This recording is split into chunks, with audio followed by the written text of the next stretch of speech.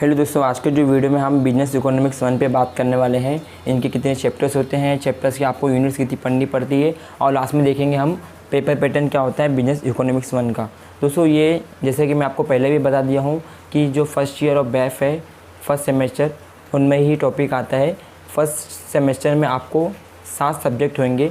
7 subject के मैंने already 6 video upload कर चुका हूँ, और ये हमारा क्या लास्ट सब्जेक्ट होने वाला है बिजनेस इकोनॉमिक। इसके बाद मैं क्या चालू करूँगा दोस्तों, सेमेस्टर सेकंड के सब्जेक्ट के बारे में चालू करूँगा। सो ये वीडियो पूरा देखिए स्टार्ट टू एंड।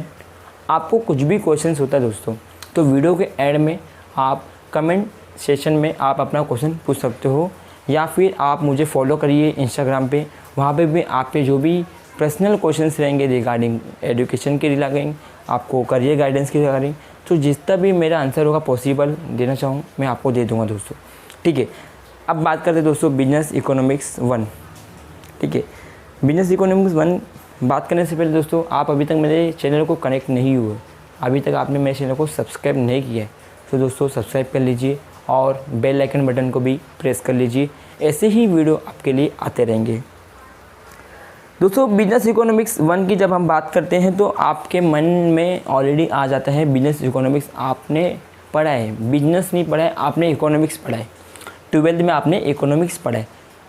तो थोड़ा ही यहाँ पे क्या होगा, एडवांस हो जाएगा। मतलब कि आपने थोड़ा 12th क्लास में जो इकोनॉमिक्स पढ़ा है वो तो था, बट यहाँ पे अभी आप फर्स्ट ईयर में आ गए हो, तो थोड़ा बहुत आपको एडवांस हो जाएगा। इकोनॉमिक्स ज़्यादा डिफ़िकल्ट नहीं है, ठीक है, थोड़ा रिलेट करेगा 12th के बेस पे। सो अब देखते हैं चैप्टर्स कितने होते हैं। जब दोस्तों चैप्टर्स की हम बात करते हैं तो यहाँ पे आपको टोटल 5 चैप्टर मिलते हैं। देखिए दोस्तों, क्या कितने चैप्टर्स आपको, 5 चैप्टर आपको मिल जाते हैं। तो सबसे पहले आपको इंट्रोडक्शन पढ़ाया जाएगा बिजनेस इकोनॉमिक्स का क्या है। उसके बाद दोस्तों demand analysis, supply and production and decision and cost of production, ये 3rd चैप्टर होगा। 4th चैप्टर आपका दोस्तों रहेगा market structure, perfect competition and monopoly and pricing and output decision under imperfect competition. 5th chapter आपका दोस्तों रहेगा pricing practice. दोस्तों आपको कुछ तो कुछ पता चल गया होगा कि यार चैप्टर तो नाम सुना हुआ है। डिमांड आपने पढ़े, आपने लॉ ऑफ डिमांड पढ़ा है, उसके बाद में मोनोपोली पढ़ा है, परफेक्ट कंपटीशन क्या होता है। सो दोस्तों मैं आपको इसलिए पहले ही कहा था कि 12 के बेस पे थोड़ा बहुत रहेगा, थोड़ा बहुत आपका यहाँ पे लेवल क्या होगा, एडवांस हो जाएगा। ठीक है, क्योंकि आप अभी बड़े क्लास में पढ़ रहे हो, फर्स्ट ईयर में हो, तो थोड़ा आपको जो लेवल होगा आपका एडवांस हो जाएगा। ठीक है, ये तो था आपका चैप्टर्स। अब आगे बढ़ते हैं आपके यूनिट्स पे। ठीक है दोस्तों, यूनिट स्टार्ट करने से पहले देखिए, सबसे पहले आपको मैंने जैसे कि कहा था कि आपको जो इंट्रोडक्शन में आपको क्या पढ़ाया जाएगा, scope and importance of business economics. मतलब कि स्कोप क्या है, इम्पोर्टेंस ऑफ बिजनेस इकोनॉमिक्स क्या है। सो इसमें आपको बेसिक टूल क्या है, अपॉर्चुनिटी कॉस्ट क्या होता है, principles, increment and marginal concept, ये बताया जाएगा दोस्तों। ठीक है, ये आपको रहेगा। उसके बाद दोस्तों बेसिक इकोनॉमिक्स रिलेशन में फंक्शनल रिलेशन आपको आएगा, इक्वेशन रहेंगे, total average and marginal relation. यहाँ पे दोस्तों आपको सम्स भी आ जाते हैं एग्ज़ाम के टाइम, तो आपको यहाँ पे थोड़ा इक्वेशन भी करना पड़ेगा। ठीक है, use marginal analysis in decision making. ठीक है दोस्तों, the basic of market demand, market supply and equilibrium price, shift in the demand and supply curve and equilibrium. दोस्तों नाम से आपको कुछ समझ में आ रहा होगा, ये आपने ऑलरेडी पढ़ चुके हो।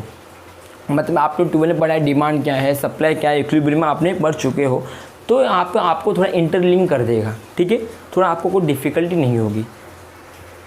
आगे बढ़ते दोस्तों, ये तो आपका था फर्स्ट चैप्टर। तो जब हम सेकेंड चैप्टर पे दोस्तों आते हैं, तो सेकेंड चैप्टर का नाम क्या है दोस्तों, डिमांड एनालिसिस। तो पहले सबसे पहले बताएगा, आपको पूछा जाएगा डिमांड फंक्शन। जैसे कि आपने देखा है natures of demand curve under different market.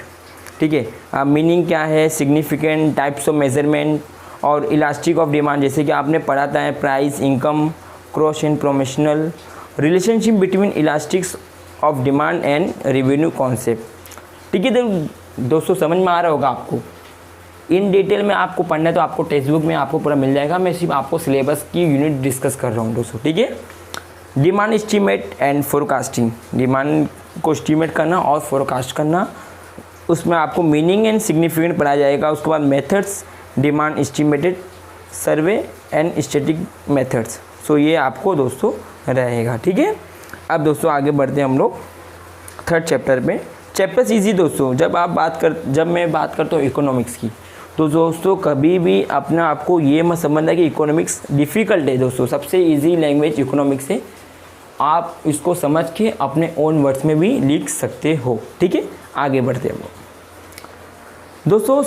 जो थर्ड चैप्टर आपका आता है supply and production decision and cost of production. इसमें आपको थोड़ा लेंदी चैप्टर है, बट इसमें सीखने के लिए बहुत चीज़ मिलेगा आपको।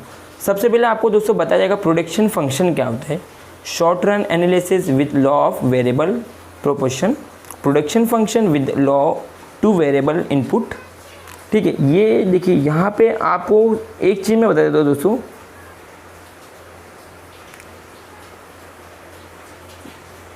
देखिए यहाँ पे क्या होता है दोस्तों, देखिए पूरा चीज़ पढ़ना इंपॉर्टेंट नहीं होता है, ठीक है। पूरा चीज़ पढ़ना इंपॉर्टेंट नहीं, मैं ये नहीं आपको बोल रहा हूँ कि पूरा आपको टेक्स्ट बुक को रट्टा मार लो। आपको इंपॉर्टेंट टॉपिक्स है, मतलब कि आपको कॉलेजेस में गाइड कर देंगे सर लोग कि ये इंपॉर्टेंट चीज़ है, पहले इस पर आप फोकस करिए, पहले इंपॉर्टेंट पढ़िए, फिर आपको टाइम मिलता है तो आप डिफ़िकल्ट पे जाइए। आपको पूरा टेक्स्ट बुक को रट्टा नहीं मारना है, जो इंपॉर्टेंस आपको, जैसे कि यहाँ पे लग रहा है प्रोडक्शन फंक्शन क्या होता है वो पढ़ लीजिए, डिमांड क्या है डिमांड पढ़ लीजिए, इलास्टिसिटी ऑफ डिमांड क्या होता है वो पढ़ लीजिए। तो ये आपको पढ़ना ज़रूरी है दोस्तों। तो यहाँ पे देखिए ये था, यहाँ पे आपको लॉन्ग रन प्रोडक्शन, इसके बाद red line and list cost combination of input, ठीक है। ये आपको इतना इंपॉर्टेंट नहीं है दोस्तों, इसलिए मैं यहाँ पे टिक कर दिया हूँ। तो दोस्तों देखिए इकोनॉमिक्स एंड डिस इकोनॉमिक्स के लिए आपको पढ़ना पड़ेगा दोस्तों, ये थोड़ा इंपॉर्टेंस है, इसलिए मैं जो टिक कर रहा हूँ इसमें इंपॉर्टेंट नहीं मुझे लगा, इसमें आपको बताना चाहता नहीं हूँ।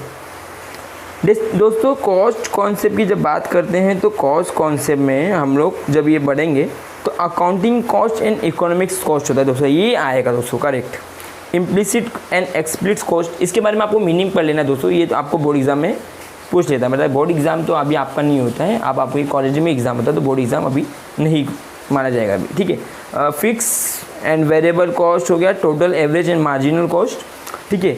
Cost output relationship in the short run and long run, ठीक है। उसके बाद दोस्तों ये क्या बोला है, hypothetical numerical problem to be discusses, LAC and learning curve, break even analysis, ठीक है, विद बिजनेस एप्लीकेशन, ठीक है दोस्तों। यहाँ पे आपको कॉस्ट कॉन्सेप्ट में आपको अकाउंटिंग कॉस्ट और इकोनॉमिक्स कॉस्ट क्या होता है, उसके बाद तो total average and marginal cost क्या होता है वो भी आप पढ़ लीजिए, ठीक है। शॉर्ट टर्म लॉन्ग टर्म के, ठीक है, ये आपको पढ़ना ज़रूरी है, यहाँ पे आपको मिस आउट नहीं करना है, ठीक है। अब आगे बढ़ते हैं फोर्थ चैप्टर में बढ़ते हैं दोस्तों। जो इंपॉर्टेंट है दोस्तों पहले हम वो डिस्कस करेंगे, मेन वो इंपॉर्टेंस है, ठीक है।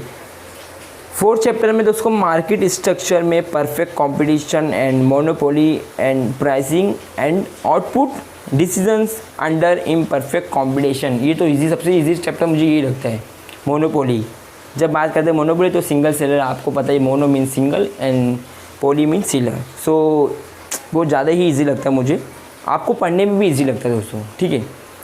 Short run and long run equilibrium of competition competitive firm end of industry monopoly, short run and long run equilibrium of firm under monopoly, ठीक है दोस्तों। ये आपको पूरा बताया जाएगा कि मोनोपोली का शॉर्ट रन लॉन्ग रन में क्या इक्विलिब्रियम है।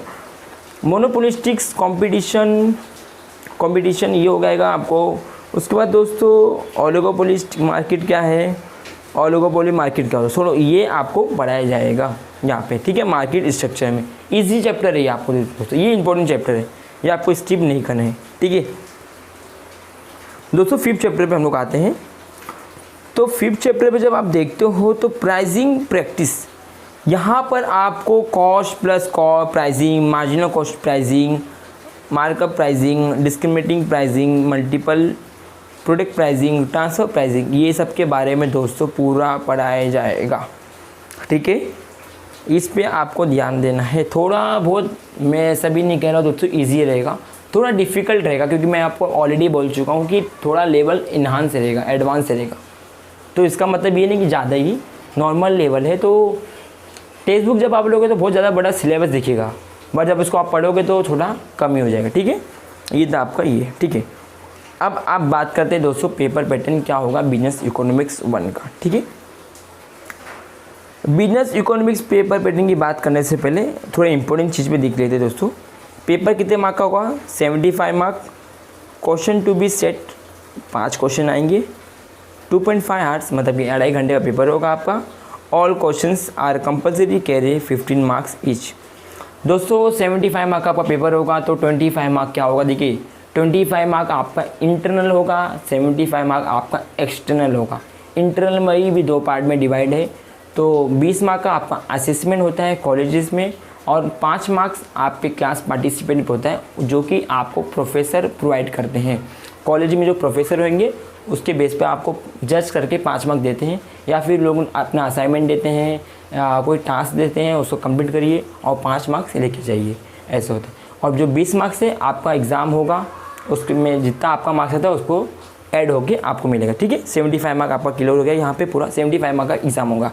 क्वेश्चन 5 पूछा जाएगा। ड्यूरेशन 3 घंटा नहीं होगा, 2.5 मतलब कि 2.5 घंटे में आपको कंप्लीट करना है 75 मार्क का।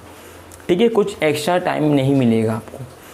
क्वेश्चन कितने मार्क का रहेगा? 15 मार्क का आएगा, कंपलसरी अटेंड करना है। ठीक है, ये क्लियर हो गया। आगे बढ़ते हैं। अब देखिए, अब देखते हैं दोस्तों कि कैसा आता है क्वेश्चन पेपर, कैसा होता है। ठीक है, क्वेश्चन पेपर देखते हैं। सबसे पहले आपका फेवरेट ऑब्जेक्टिव, क्योंकि मोस्टली लोग का ऑब्जेक्टिव होता है कि मार्क्स स्कोरिंग होता है इस यहाँ से होता है। ऑब्जेक्टिव की बात करेंगे दोस्तों तो ऑब्जेक्टिव बताना मुश्किल है, क्या आ सके। देखिए यहाँ पे जो मैंडेटरी बनेला है, ठीक है, मल्टीपल चॉइस हो सकता है, true false, match the column, fill in the blank. इन चारों में से कुछ भी आ सकता है।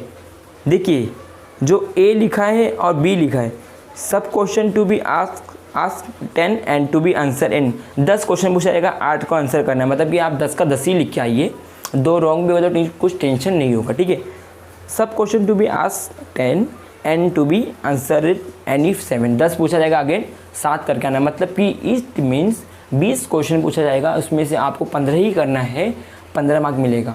मेरे हिसाब से आपको 20 का 20 ही करना है, तो पूरा का पूरा दोस्तों अटेम्प्ट करना है। इन केस ये रॉन्ग हुआ तो यहाँ पे राइट मिलेगा, तो 20 में आप 20 अटेम्प्ट करोगे, 5 रॉन्ग हुआ तो आपको 15 मार्क पूरा ऑटो मिल जाएगा। ठीक है, ये क्लियर हो रहा है। आगे बढ़ते दोस्तों क्वेश्चन नंबर 2 में जब हम आते हैं दोस्तों, क्वेश्चन नंबर 2 में जब हम आ रहे हैं, क्वेश्चन नंबर 2, 3, 4 सब में शॉर्ट नोट रहेगा। ठीक है, सब में शॉर्ट नोट मतलब कि लॉन्ग आंसर पूरा रहेगा, 7-8 मार्क के लिए रहेगा। यहाँ पे जो 15 मार्क दिख रहा है दोस्तों, समटाइम 15 मार्क का एक क्वेश्चन भी हो सकता है। ठीक है, तो बड़ा 15 मार्क का क्वेश्चन आया तो बड़ा आएगा, कम से कम आपको 2-3 पेज तक लिखना पड़ेगा। ठीक है, मैक्स टू मैक्स लोग 4 पेज भी लिखते हैं। अब देखिए पेज इंपॉर्टेंट यहाँ पे नहीं होता, कंटेंट इंपॉर्टेंट होता है। ठीक है, आपने क्या लिखा वो इंपॉर्टेंट है, पेज इंपॉर्टेंट नहीं है। कोई तो 10 में कोई बोलता है कि मैं 15 मार्क के लिए 10 पेज लिख के आया हूँ, कोई कहता है कि 6 पेज लिख के आया हूँ, और कोई स्टूडेंट 2 पेज ही लिख के आता है बट पूरा कंटेंट कवर कर लेते हैं। सो पेज इंपॉर्टेंट नहीं दोस्तों। ठीक है, यहाँ पे आपको क्वेश्चन पूरा आएगा। उसके बाद क्वेश्चन नंबर 205 में आपको यहाँ पे 2 चीज़ अपॉर्चुनिटी ये है कि या फिर आप 8 और 7 नंबर का क्वेश्चन अटेम्प्ट करिए, या फिर शॉर्ट नोट अटेम्प्ट करिए, 3 शॉर्ट नोट अटेम्प्ट करिए आउट ऑफ 5, मतलब 5 में से 3 शॉर्ट नोट अटेम्प्ट करिए, 15 मार्क आपको वहाँ पे मिलेगा। अब देखिए थ्योरी पेपर में पूरा आउट ऑफ तो नहीं मिलता है, फिर भी लास्ट टू लास्ट 75 मार्क का पेपर है, तो आपको मैक्स टू मैक्स यहाँ पे 60 लास्ट टू लास्ट दोस्तों 70 भी गया है मार्क्स। ठीक है, 70 मार्क्स से ऊपर भी आप इसमें स्कोर कर सकते हो, क्योंकि इकोनॉमिक्स है तो यहाँ पे आपको कुछ लॉजिक लगाना है और लिखना अपने आप से, रट्टा नहीं करना है। ठीक है, अब इम्पोर्टेंट नोटिस देख लीजिए। देखिए नोट क्या लिखा है, नोट्स पढ़ लीजिए देखो दोस्तों। Theory question of 15 marks may be divided into 2 सब क्वेश्चंस ऑफ 7, 8 एंड 10, 5 मार्क्स। मतलब कि जो दोस्तों ये जो लिखने का मतलब ये है कि देखिए यहाँ पे जो आपको मैं बताया दोस्तों, ये जो है ना 15 मार्क, ये चीज़ 7 मार्क का पूछेगा और 8 मार्क में ही पूछेगा, 15 मार्क कवर करेगा, या फिर ये चीज़ ऐसा पूछेगा 10 मार्क में और 5 मार्क में। एक क्वेश्चन 10 मार्क का पूछा, एक क्वेश्चन 5 मार्क का पूछा। ठीक है, इस पर आपको कॉन्सेंट्रेट करना है।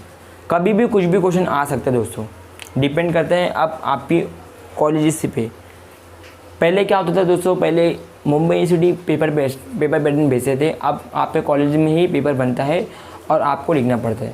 तो अब ये कॉलेज के ऊपर डिपेंड करता है दोस्तों कैसा फ्रेम करें, ठीक है। अब ये बताना मुश्किल है मुझे, ठीक है। ये तो आपका क्लियर होगा दोस्तों। आपके कुछ भी क्वेश्चन है तो कमेंट बॉक्स में आप क्वेश्चन पूछ सकते हो, डेफिनेटली मैं इसका रिप्लाई दे दूँगा। दोस्तों अभी तक आपने मेरी वीडियो को अभी तक लाइक नहीं किया तो दोस्तों आप लाइक कर दीजिए, इससे मोटिवेशन मिलता है और वीडियो इंकरेज मिलता है वीडियो डालने के लिए। आई होप आपने जो अभी तक सब्सक्राइब कर ही लिया होगा चैनल को, एंड तक जो देख रहे हैं। कुछ भी आपके क्वेश्चन है तो आप मुझे डायरेक्टली DM कर सकते हो इंस्टाग्राम और फेसबुक पेज पे, ठीक है। Thanks for watching my dear friend, take care of yourself, stay home, stay safe.